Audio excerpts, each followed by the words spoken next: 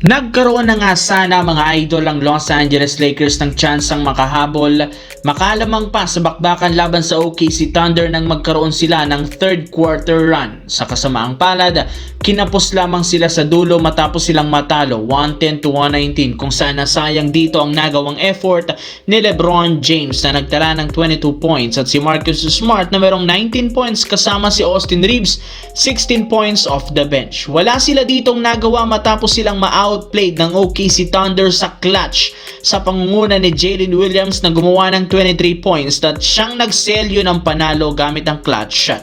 At sa pagkapanalong ito ng OKC, hindi na rin naman naiwasan pa ni J-Dub na yabangan ng Lakers nang sabihin ito sa interview, wala pa rin naman nga daw binatbat ang Lakers sa kanila kahit wala pa ang kapwa superstar nito na si Shai Gilgeous-Alexander. Para nga sa inyong kalaman, 2-0 na ang record ng OKC laban sa Lakers ngayong season at hindi pa ito natatalo. Sa kabilang banda, hindi na naman nakapaglaro kanina si Stephen Curry sa Golden State Warriors laban sa Memphis Grizzlies bunsod ng pagtatamo ng injury sa kanyang tuhod na rason bakit hindi siya nakapaglaro sa nakalipas na laban.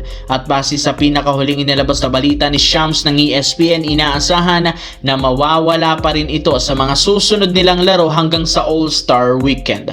In fact, hindi ito makakapaglaro sa All-Star Game kaya mapipilitan ng liga kumuha ng bagong All-Star na papalit sa kanyang pwesto. Pero ang pinaka-maaapektuhan nito ang Golden State Warriors na mas lalong naging kulang ang lineup dahil sa pagkawala ni Curry. Literal nanlalamya ang kanilang opensa dahil wala rin naman silang player na kayang pumalit sa kanyang pwesto. At sa pagtatapos ng All-Star break sa kanilang game laban sa Boston Celtics, inaasahan na makakabalik at makakapaglaro ito sa lineup kaya no choice si Coach Steve Kerr kundi pilitin ng mga natitirang role player na mag-step up. Sa ngayon, kailangan nilang gumawa ng paraan para maiwasan ang bumagsak at kailangan maging strength and number palagi at syempre kailangan ding mag-step up ni Brandon Podziemski.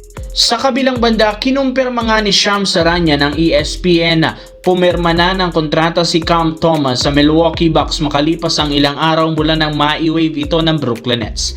Sa dami ng teams na nagkaka-interes sa pagkuha sa kanya, mas pinili nga nitong lumipat sa Milwaukee Bucks samahan at tulungan si Giannis Antetokounmpo sa kanilang kampanya. Well, nababagay rin naman talaga si Cam Thomas since nangangailangan sila ngayon ng isang scorer, playmaker at shotmaker na magpapalakas ng kanilang opensa. Medyo maayos rin naman sana ang kanilang depensa sadyang may mga senaryo sa nakalipas na laban na hirap silang makascore. Kaya ngayon nga pong nakasali na sa kanila si Cam Thomas, siguradong hindi na sila mauubusan pa ng option sa scoring at opensa kahit hindi man maglaro si Giannis Antetokounmpo. Isa rin naman si Cam Thomas sa mga pure scorers sa liga kung saan 100% makakagawa ito ng puntos. At ito ang kailangan ngayon ng Milwaukee Bucks para mabago ang takbo ng kanilang prangkisa.